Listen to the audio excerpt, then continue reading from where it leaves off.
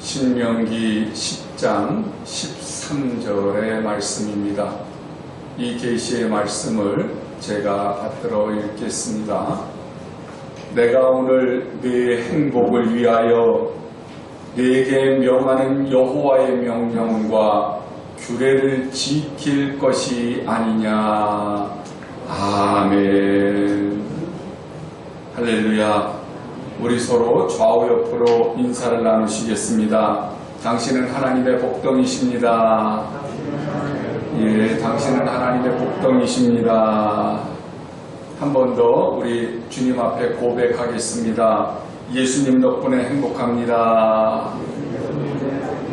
예수님 덕분에 행복합니다. 예수님 덕분에 진심으로 행복하게 되시기를 주님의 이름으로 간절히 축원합니다. 어떤 심리학자가 행복에 대해서 오랫동안 연구한 결과 사람이 행복할 때 눈도 잘 보이고 입맛도 좋고 냄새도 잘 맡고 촉각이랑 판단력도 더 정확해진다고 하는 사실을 이제 알아냈어요. 행복한 생각을 하게 되면 기억력도 더 좋아지고 치매에 걸릴 확률이 떨어진대요. 그리고 행복한 생각을 하게 되면 마음의 평정을 되찾아서 불안한 마음도 없어지게 되고 불면증도 사라지고 또 마음의 그 고통스러운 일들도 사라진대요. 그래서 이 결과를 바탕으로 해서 많은 그 경제학이라든지 의학이라든지 이런 쪽에서도 이제 그 행복에 대한 것들을 적용하기 시작을 했거든요. 성공한 사람이 행복한 것이 아니고 행복한 사람이 성공한다고 하는 결론, 그것이 이제 이 연구의 결과이기 때문에 그것을 경제학에다가 접목을 하니까 어떻게 하면 돈을 벌까? 이것이 아니라 행복한 사람이 돈을 버는 거니까, 그래서 경제학에서도 행복경제학이라고 하는 것이 생겨났어요. 또 의학에서도 이 행복한 사람이 시력도 좋아지고 입맛도 돌아오고 냄새도 잘 맡게 되고 판단력도 좋아진다고 하는 걸 알게 됐기 때문에, 그래서 행복한 사람이 치유가 잘 되는구나, 그것을 알게 돼서, 그래서 이제 행복요법이라고, 아무리 육신이 힘들고 어려워도 그 마음에 행복한 마음을 갖게 되면 치료가 잘 된다고 하는 그러한 사실에 대해서 이제 행복요법을 써서 불치병도 낫게 하는. 그래서 왜 웃으면 건강해진다고 해서 웃음 치료 같은 것들도 나오기 시작했잖아요. 이게 다 거기에 근거한 내용들이에요. 하다못해 미국에서는 학생들한테 행복학이라고 하는 과목을 필수 과목으로 이제 삼아서 공부를 하기 시작을 했고요. 영국에서는 청소년들의 우울증이라든지 자살이라든지 폭력이라든지 이런 것을 예방하고 줄이기 위해서 행복 수업이라고 하는 과목을 채택했다고 그래요. 그러니까 이 행복이라고 하는 것이 얼마나 중요하다고 하는 사실을 알 수 있겠죠. 그런데 사람이라면 누구나 다 행복하기를 원하잖아요.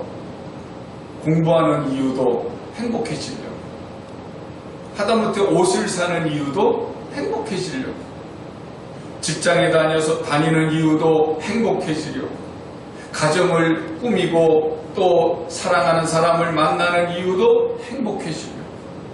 사람들은 다 모든 초점을 행복에다 맞추는 거예요. 그런데 지금까지 사람들은 좋은 직장에 다니면 행복해지나 보다, 돈을 많이 벌면 행복해지나 보다, 그렇게 생각을 했지만 그게 반대로 연구 결과가 어떻다고요? 행복한 사람이 성공하더라는 거예요.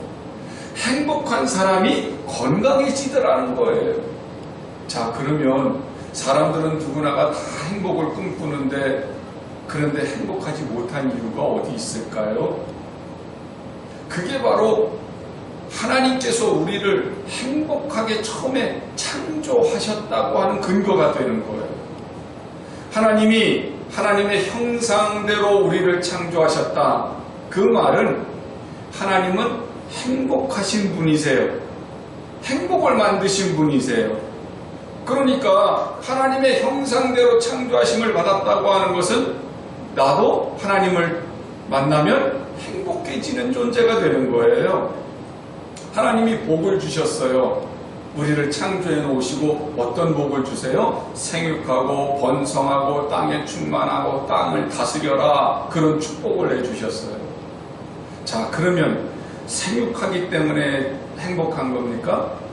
번성하기 때문에 행복한 겁니까? 다스리기 때문에 행복한 겁니까? 그게 아니라 행복하니까 생육하고 행복하니까 번성하고 행복하니까 다스리는 그 존재가 되게 하신 것이 하나님이세요. 그러면 모든 것의 근원이, 행복의 근원이 누구시라는 말이에요? 하나님이시라는 말이에요. 그런데 우리는 생육하기 때문에 행복하다고 그렇게 거꾸로 알고 있었던 거죠. 하나님께서 선악과를 따먹지 말라고 그러셨어요.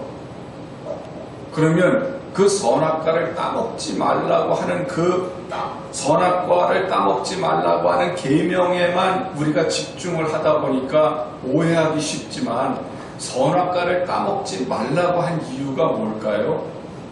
그 배경이 뭘까요? 하나님이 우리를 행복하게 창조하셨기 때문에 하나님을 떠나서는 안 되기 때문에 선악과를 따먹지 말라고 그러셨다는 거예요. 우리의 행복의 근원은 하나님이시니까 생육하고 번성하고 땅에 충만하고 땅을 다스리는 모든 근원은 하나님이시니까 하나님이 계시지 않으면 생육하고 번성하고 땅에 충만하고 땅을 다스리는 일이 힘든 거예요. 행복이 없어요. 그런데 하나님이 계시기 때문에 하나님이 함께 하시기 때문에 생육하고 번성하고 땅에 충만하고 땅을 다스리는 것이 행복한 일이 돼버리는 거예요. 그러니까 하나님은 하나님을 떠나지 말라고 우리들에게 그것을 알게 하시려고 선악과를 따먹지 말라고 하는 계명을 만들어 주신 거거든요. 또 하나 선악과를 따먹지 말라고 하는 그 계명 그 속에 그 배경 속에는 하나님의 말씀대로 살아야 한다고 하는 하나님의 말씀에 순종해야 행복하다고 하는 사실을 알려주시기 위해서 이 두 가지 때문에 선악과를 따먹지 말라는 계명을 만들어 주신 거예요. 그러니까 우리가 행복을 유지하기 위해서는 어떻게 해야 된다? 하나님을 떠나면 안 된다. 또 하나는 하나님 말씀대로 살아야 한다. 인생이라고 하는 것이요. 우리들이 살아가고 있지만 여기에는 교과서가 없잖아요. 어떻게 살면 행복해진다. 지도도 없잖아요. 그런데 하나님 말씀이 우리의 지침이 돼서 하나님 말씀대로 따라 살면 행복하다고 하는 거거든요. 그런데 마귀는 뭐라고 아담과 하와에게 이야기를 해요? 하나님을 떠나면 너희들이 하나님처럼 될 수 있어. 그 하나님처럼 될 수 있는 방법, 하나님을 떠나는 방법이 뭐였어요? 하나님 말씀을 거역하면 돼. 불순종하면 돼. 그러니까 선악과를 따먹어. 따먹으면 넌 죽지 않을 거야. 넌 죽지 않고 하나님처럼 되는 거야. 그러니까 마귀에게 속아서 선악과를 따먹는 그 순간 하나님과의 관계도 끊어져 버렸고 하나님과의 관계가 끊어지니까 뭐도 사라져 버렸어요? 행복도 사라져 버렸어요. 그래서 우리는 지금도 행복하기를 원하는 겁니다. 어디에 행복이 있을까? 무지개를 잡듯이 한없이 끝없이 행복을 찾아다녀요. 새해가 되면 새해 복 많이 받으세요. 그게 우리나라의 인사예요. 외국 사람들은 해피 뉴 이어, 새해 행복하세요. 그런데 새해 복 많이 받으라고 하는 얘기나 새해 행복하라고 하는 얘기가 어디 있는데, 복이 어디 있는데요? 복이 어디 있기 때문에 받으라는 겁니까? 그래서 가끔 농담으로 그러지요. 새해 복 많이 받으세요. 뭐 복 좀 주면서 얘기를 해봐. 복 어딨어? 복을 나한테 줘야지. 그런 얘기 하잖아요. 행복이 어디 있는데 그 행복을 누리라고 하는 얘기일까요? 그러니까 우리들은 새해 복 많이 받으세요. 새해 행복하세요. 그렇게 인사를 하지만 그 행복이나 그 축복은 우연히 우리한테 오기를 막연하게 기다리는 거예요. 운명처럼, 요행으로, 행운처럼 그렇게 오기를 원하거나 또 혹은 운으로 나한테 그냥 어느 날 갑자기 그 행복이 다가오기를 바라는, 그래서 점도 치고 태양을 바라보면서 저 태양이 혹시라도 새해에는 우리에게 행복을 주지 않을까? 그래서 아침에 태양 떠오르는 걸 보면서 간절히 소원하기도 하지요. 그렇지만 거기에는 우리들이 바라는 행복이 없습니다. 서양 사람들이, 믿는 사람들이 빌어주는 인사 가운데 God bless you 라고 하는 말이 있어요.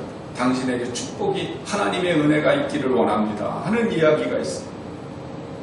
그 bless, 축복이라고 하는 말, 그 말은요 어디에서 왔냐면 블루드, 피에서 왔어요. 피에서. 그 피가 무슨 피예요? 예수님의 피. 예수님의 피. 왜냐하면 예수님께서 하나님과 내가 단절이 돼서 행복을 잃어버렸는데 그 행복을 연결지어 주시려고 오셨으니까요. 죄와 사망과 저주에서 우리를 끌어내시기 위해서 당신이 십자가에서 죽으시기 위해 피를 흘려주셨으니까요.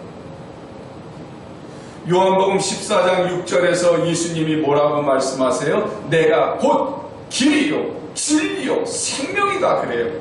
무슨 길이요? 하나님과 내가 끊어진 것을 다시 이어주시는 길. 하나님께로 다가갈 수 있는 진리. 죽어버린 내 영혼이 행복을 누릴 수 있는 생명. 그래서 나로 말미암지 않고는 아버지께로 올 자가 없느니라 그러시거든요. God bless you. 그 말은 예수님의 보혈을 통해서 너에게 하나님의 행복이, 하나님의 은혜가 넘치기를 원한다. 그게 믿는 사람들의 인사예요. 그런데 이제 우리가 예수님을 믿었어요. 지금도 믿고 계시죠? 그러면 이제 하나님이 우리와 함께 하세요. 하나님은 임마누엘, 내가 낮은 자리 있거나 높은 자리 있거나 괴롭거나 즐겁거나 행복하거나 하나님은 늘 나와 함께 하세요. 믿습니까? 네. 그러면 행복하십니까? 네. 대답은 하시는데 실제로는 행복을 못 누리시는 것 같은데요. 몇 분은? 맞아요. 내가 예수님을 믿어요. 그리고 주님을 믿기 때문에 행복을 누릴 수 있어야 되는데, 그런데 우리는 사실상 실제 생활 속에서 행복하지 못한 일들이 많이 발생을 해요. 그럼 왜 누리지 못하는 걸까요? 아까 두 가지를 제가 말씀드렸잖아요. 하나는 뭐였다고요? 하나님이 나와 함께 하셔야 돼요. 선악과를 따먹지 말라고 하는 그 계명 속에 그 밑바탕에 두 가지가 있다고 그랬잖아요. 하나는 하나님이 나와 함께 하시다는 것을 잊어버리지 마라. 그래야 행복하다. 자, 예수님에 의해서 내가 하나님과 떨어져 있던 죄인이었던 내가 이제 구속을 받아서 주님과 함께 했어요. 또 한 가지 조건은 뭐였어요? 하나님의 말씀대로 살아야 된다고 하는 조건이죠. 자, 그럼 이제 내가 예수님을 믿어서 하나님과 함께 해요. 주님도 나와 함께 하세요. 그런데 내가 행복을 누리지 못하는 이유는 무엇이 지금 안 맞은 거예요? 하나님의 말씀대로 내가 살지 못한다고 하는 거죠. 하나님의 말씀대로 내가 살지 못한다고 하는 것은 내가 뭐 잘못해서가 아니에요. 아직 내 속에 뭐가 있냐면 세상에 대한 욕심이라든지 내 육신의 정욕이라든지 내 삶의 걱정이나 근심들이 내 속에 자리 잡고 있기 때문에 그래요. 주님을 만나고 주님의 말씀대로 지켜 행하면 그러면 분명히 행복해야 하는데, 그런데 내가 아직 완전하게 행복을 누리지 못하는 것은 하나님께로 100% 완전히 돌아가지 못했기 때문이라는 말이죠. 그 말은 다른 말로 말하면 내가 하나님 말씀대로 순종하면서 살고 있지 못하다는 말이에요. 내 속에 욕심이 많으면, 내 속에 걱정이 있으면, 내 속에 불안한 것들이 있으면 그 불안한 것들이 크고 걱정이 큰 만큼 하나님의 말씀의 무게가 무겁습니다. 지키지 못하니까.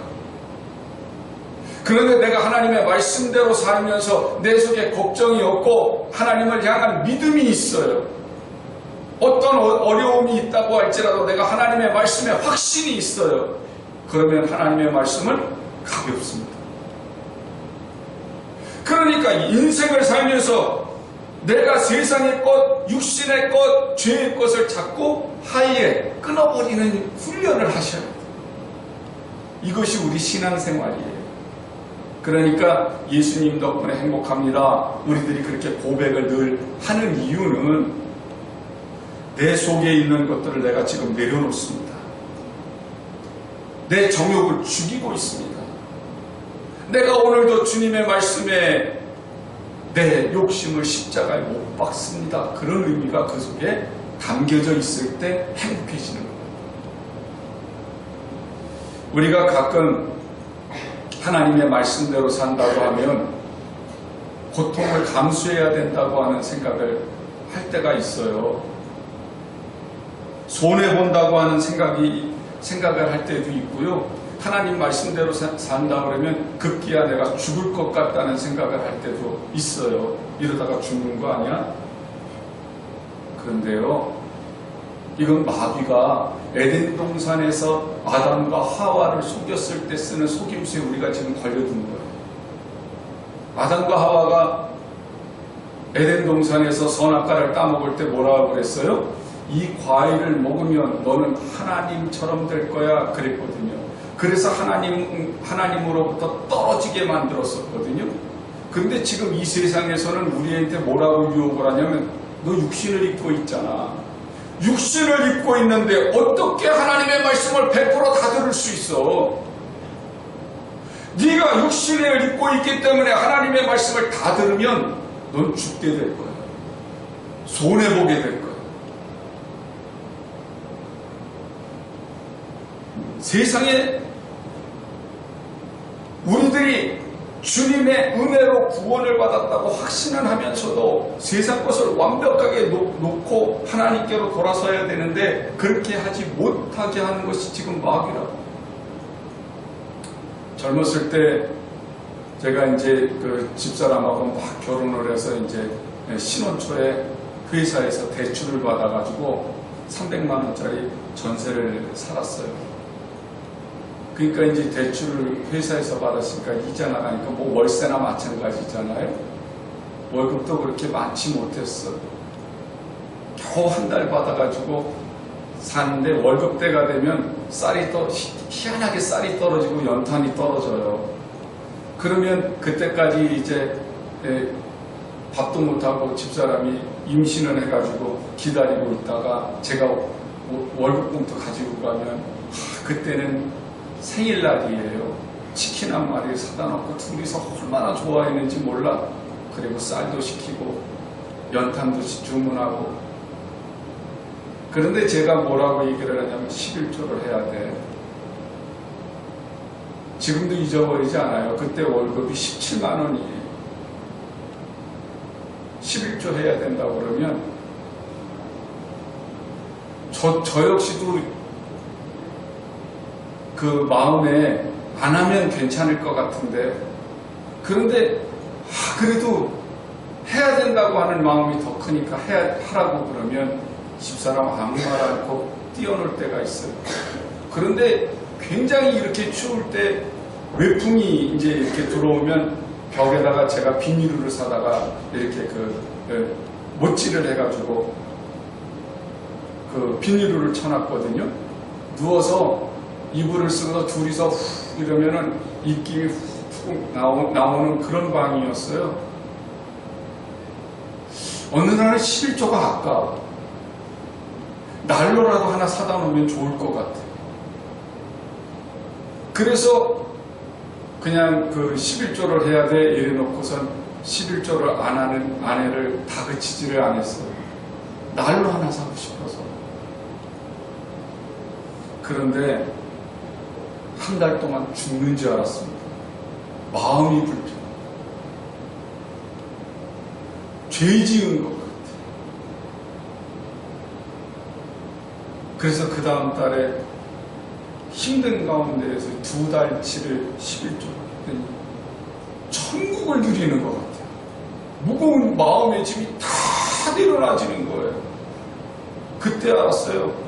행복이라고 하는 것이 이게 진짜 행복입니다.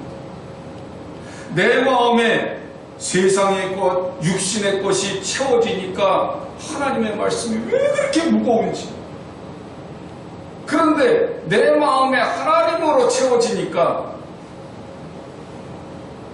얼마나 편하고 자유로운지 그걸 알았어요.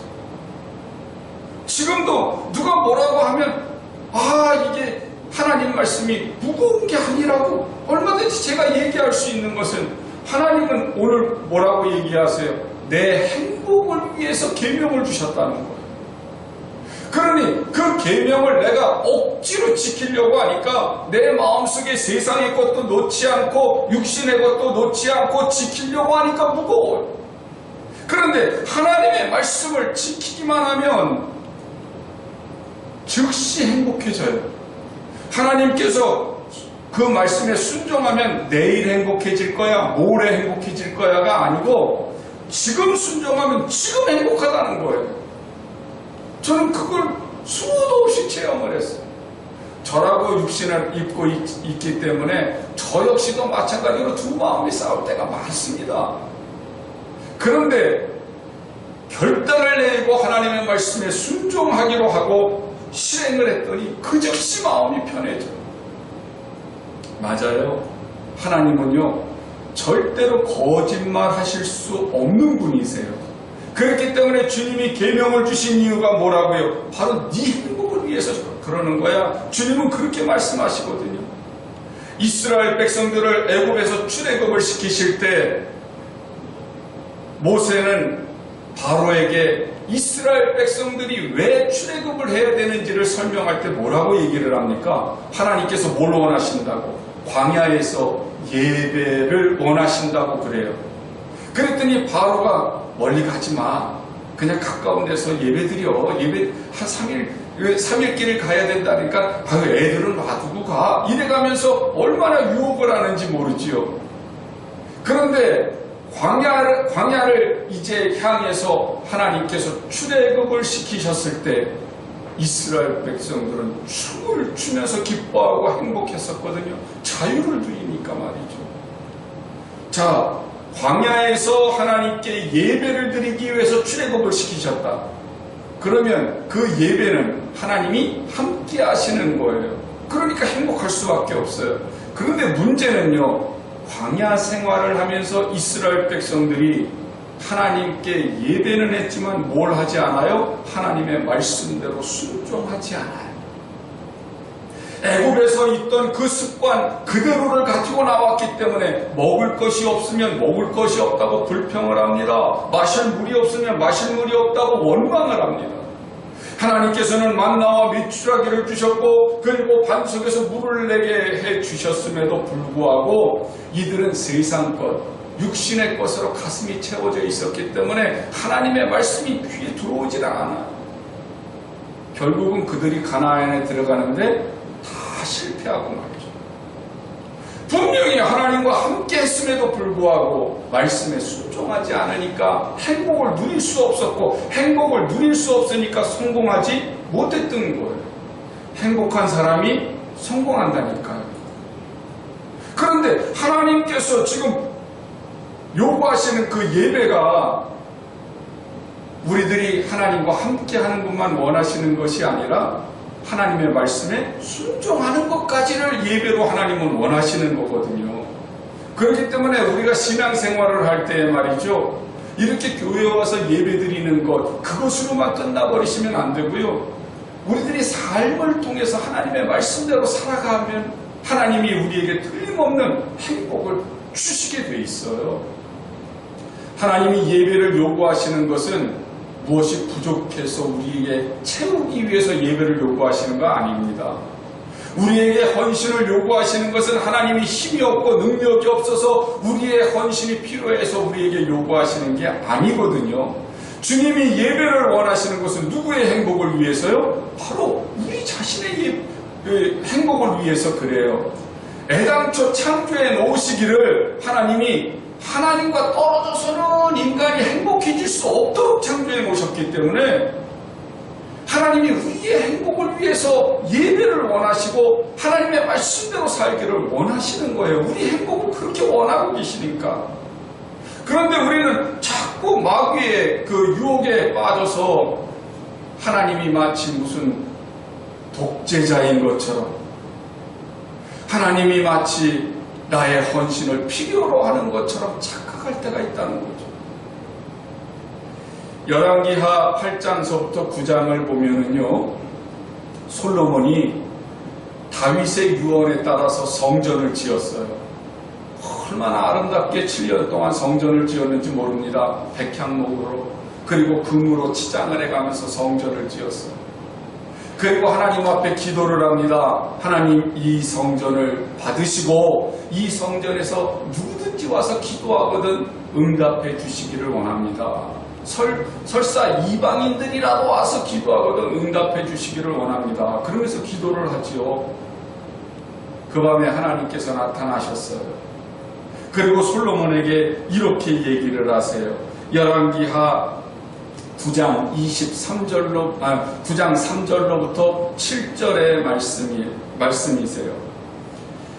내 기도와 내가 내 앞에서 간구한 바를 내가 들었은즉 나는 내가 건축한 이 성전을 거룩하게 구별하여 내 이름을 영원히 그곳에 두며 내 눈길과 내 마음이 항상 거기에 있으리니. 하나님이요, 성전이 필요해서 성전을 달라고 그러신 게 아니에요. 다윗이 하나님을 사랑했고 솔로몬이 아버지의 유언을 받아서 성전을 지어서 하나님께 바쳤기 때문에 그 정성이 기특해서, 그래서 그 성전을 받으시면서 그 성전을 구별하시겠다는 거예요. 그 성전 때문에 복을 주는 게 아니고 그 성전이 하나님을 사랑하는 그 마음, 그걸 받으시겠다는 거예요. 그러면서 조건을 거세요. 4절이죠. 내가 만일 내 아버지 다윗이 행함같이 마음을 온전히 하고 바르게 하여 내 앞에서 행하며 내가 네게 명령한 대로 온갖 일에 순종하여 내 법도와 율례를 지키면, 그러면 내가 내 아버지 다윗에게 말하기를 이스라엘의 왕위에 오를 사람이 내게서 끊어지지 아니하리라 한 대로 내 이스라엘의 왕위를 영원히 견고하게 하려니와. 그러시거든요. 성전 때문이 아니고 네가 지금 내 말을 잘 듣고 내 말에 순종하기만 하면 너희 아버지에게 약속한 것과 같이 네가 이스라엘에서 왕위를 견고하게 될 뿐만 아니라 너희 후손들도 왕위를 견고하게 할 거예요. 조건이 뭐라고요? 하나님의 말씀에 순종하기만 하면. 만약에 너희나 너희의 자손이 아주 돌아서서 나를 따르지 아니하며 내가 너희 앞에 둔 나의 계명과 법도를 지키지 아니하고 가서 다른 신을 섬겨 그것을 경배하면 내가 이스라엘을 내가 그들에게 준 땅에서 끊어버릴 것이요 내 이름을 위하여 내가 거룩하게 구별한 이 성전이라도 내 앞에서 던져버리리니 이스라엘은 모든 민족 가운데에서 속담거리와 이야기거리가 될 거다. 보시죠. 하나님은 지금 이스라엘과 함께 하셨어요. 임마누엘 하셨어요. 솔로몬에게는 3번씩이나 나타나셨어요. 첫 번째는 솔로몬이 1000번제를 드렸을 때 나타나셔서 네가 뭘 원하느냐 그랬더니 지혜를 원합니다. 그랬더니 하나님이 너무 기쁘셔서 지혜뿐만이 아니라 부귀 영화까지 주셨죠. 그 나라가 평안하게 하셨어요. 그랬더니 솔로몬이 이번에는 성전을 지어서 하나님께 봉헌을 했어요. 하나님께서 나타나셔서 야, 네가 나를 위해서 성전을 지었구나 칭찬하신 것이 아니라 오히려 경고하세요. 내 말을 잘 순종해야 한다. 내 말대로 따라야 한다. 그래야 행복해져. 너는 지금 부귀영화를 누리고 있는데 그것 때문에 행복한 것이 아니라 뭐 때문에? 하나님의 말씀을 순종하고 하나님과 함께하기 때문에 행복한 거예요. 그런데 마지막으로 3번째로 하나님이 나타나셨을 때는 언제냐면 솔로몬이 왕후를 700명, 첩을 300명, 색시를 1000명을 뒀어요. 자기 의자를요 코끼리 상아로 깎아서 의자를 만들었어요. 금으로 방패를 만들었어요. 자기 과신에 빠졌습니다. 허세에 빠졌습니다. 이기심에 빠졌습니다. 육신의 정욕에 빠졌습니다. 그때 하나님이 나타나셨어요. 그리고 마지막 경고를 하세요. 네가 내 말에 순종하지 않았기 때문에 내 아들 때에 이 나라의 10지파를 너의 부하에게 줄 거다. 내 신하에게 줄 거다. 그리고 한 지파, 유다 지파만 너의 자손들에게 줄 거야. 그것은 너하고의 약속이 아니라 다윗 때문에 주는 거야. 그렇게 경고하세요. 솔로몬은 그때까지도 회개의 기회가 있었어요. 그때만이라도 돌아서서 하나님을 섬기고 하나님의 말씀에 순종했더라면 그의 아들 때에 나라는 두동강이가 나지 않았을 거예요. 그런데 정신을 차리지 못했습니다. 1000명의 여자들이 가지고 온 우상에 빠져서 그만 솔로몬이 죽고 난 이후 르호보암이라고 하는 아들 때에 북이스라엘과 남유다로 갈라지고 말았어요. 무엇을 의미하는 겁니까? 우리가 하나님과 함께 한다고 하나님께 예배한다고 그렇게 이야기를 했으면 이제 예배당에서 하나님을 예배하는 것으로 멈추는 것이 아니라 하나님과 내가 동행한다고 그렇게 얘기했으면 하나님과 그저 내가 동행한다고 관념적으로만 생각할 것이 아니라 내 삶 속에서 하나님의 말씀대로 사는 것이 중요하다는 거죠. 그래서 일찍이 사무엘은 사무엘상 15장 22절에서 순종이 제사보다 낫고 듣는 것이 순양의 기름보다 낫습니다. 그렇게 얘기를 한 적이 있어요. 맞아요. 우리가 교회에서 예배 드리려고 하는 그 열심을 내는 것처럼 우리 생활 속에서 하나님의 말씀대로 살려고 애를 쓰는 것, 그거 하나님이 기뻐하신다는 말입니다. 하나님은 아담과 하와가 하나님의 말씀을 거역해서 불행하게 된 것을 얼마나 가슴 아파하시고 안타까워하셨는지 하늘의 보좌를 버리시고 우리를 구원하러 오셔서 십자가에서 죽으셨잖아요. 하나님은 우리가 복 있는 사람들이 되기를 원하세요. 그래서 시편 1편에서 뭐라고 얘기를 해요? 복 있는 사람은 악인의 꾀를 따르지 아니하며 죄인의 길에 서지 아니하며 오만한 자들의 자리에 앉지 않고 오직 뭘 해요? 여호와의 율법을 즐거워하고 그의 율법을 주야로 묵상하는도다 그러거든요. 복 있는 사람이 어떤 사람이요? 하나님의 말씀을 즐거워해서 묵상하는 사람. 묵상한다고 하는 말은 소가 되새김질을 하는 것처럼 하나님의 말씀을 가지고 하나님의 뜻이 무엇인지 하나님이 기뻐하시는 것이 무엇인지를 다 연구하는 겁니다. 되새기는 겁니다. 그랬더니 하나님이 좋아하시는 것, 하나님의 말씀하시는 의미가 무엇인지를 계속 되새김했더니 어떤 일이 일어나요? 모든 일에 형통하게 돼요. 우리가 하나님의 말씀을 많이 아는 것, 지식적으로 아는 거 중요하지요. 그런데 그보다 더 중요한 건요, 하나님의 말씀을 자꾸 묵상하면서 하나님이 나를 향하신 의미가 무엇인지를 깨닫게 될 때, 그때 시절을 쫓아 과실을 맺는 것처럼 우리 생활 속에 열매가 맺혀지게 되고, 그리고 우리가 하는 일마다 형통하게 되니까 그 사람은 행복의 길을 걷게 되는 거예요. 신명기 33장 29절의 말씀을 보면 이스라엘이여 너는 행복한 사람이로다.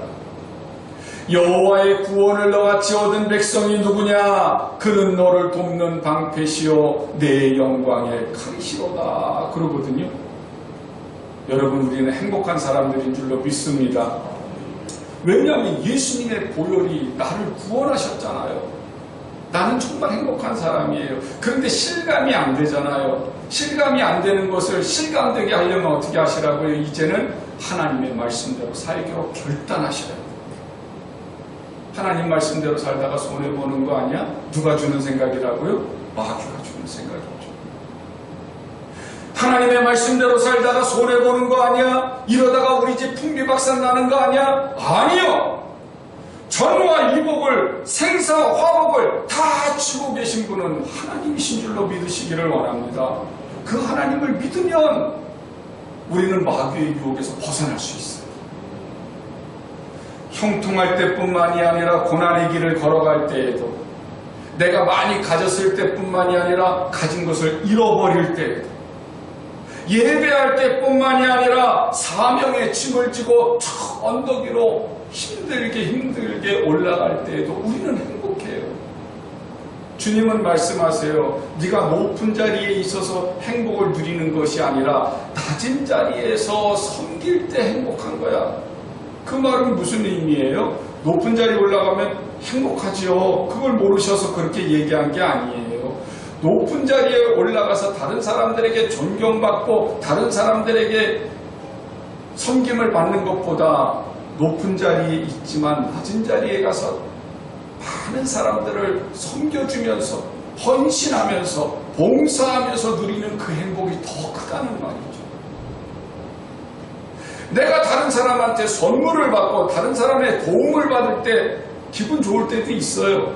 그런데 그것보다는 사람들에게 베풀고 나누는 행복이 더 크다고 주님은 말씀을 하세요.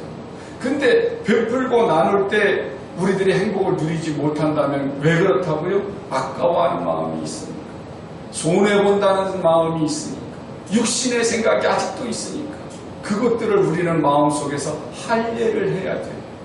이 할례하는 칼이 뭐냐면 바로 하나님의 말씀입니다. 그래서 말씀을 성령의 검이라고 얘기하잖아요. 그 검은 내 마음속에 더러운 것들을 자꾸 잘라내는 거예요. 할례를 하는 거예요. 순간순간 솟아오르는 정욕도 할례를 해야 합니다. 순간순간 내 속에서 살아나오는 음란이나 미움이나 시기나 원망, 불평, 안일함, 게으름, 자기의 교만, 더 높은 지위에 오르고 싶은 거, 더 많이 갖고 싶은 거, 다른 사람하고 비교하는 거, 이런 것들 다 할례를 행해야 되죠. 그리고는 내 속에는 무엇으로 가득히 채워져야 되냐면 오직 하나님이 나한테 베풀어 주신 은혜로만 채워져야 돼요. 무엇과도 바꿀 수 없는 은혜가 내 속에 있고 무엇과도 비교할 수 없는 놀라우신 사랑이 내 안에 있음을 우리는 감사하고 기뻐하게 되면, 그러면 하나님의 말씀은 가볍고 우리들은 주님의 품 안에서 온전히 쉼을 얻을 수 있게 될 줄로 믿습니다. 하나님은 우리의 행복을 원하시는 분이세요. 우리의 행복을 원하시기 때문에 하늘 보좌를 버리시고 이 땅에 나를 구원하시기 위해 오신 분이세요. 그 하나님을 믿으시게 되기를 원합니다. 그리고 말씀에 결단을 내리고 순종해 보시지요. 그러면 그 순간부터 행복해질 수 있습니다. 우리의 가는 남은 인생길이 정말 하나님이 펼쳐놓으신 여호와 이레의 행복한 길이 되시기를 예수님의 이름으로 간절히 축복합니다.